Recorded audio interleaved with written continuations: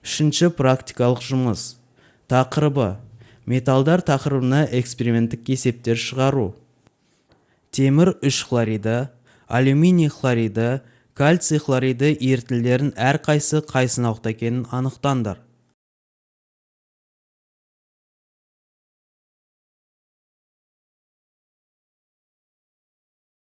Темір 3 хлориді натрий гидроксидімен әрекеттескенде, сіздер көріп тұрғандай қызыл қоңыр түсті тұнба түзіледі.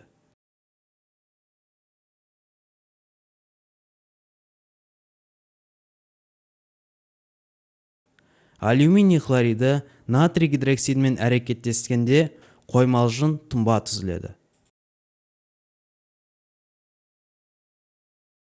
Бұл тұнбаны екіге бөліп, бірінші сынауққа натрий гидроксидін құямыз. Тұнба ериді. Артық мөлшерде құйса, натрий тетрагидроксы алюминаты түзіледі.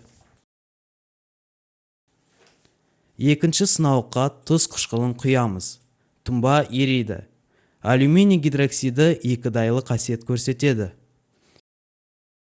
Үшінші, мына сызба нұсқа бойынша кальций оксидінен кальций хлоридін алыңдар. Кальций оксидін сумен әрекеттестіреміз. Кальций гидроксидіне қышқыл құямыз. Суда аз еритін негіз ериді. Тұз бен су түзіледі.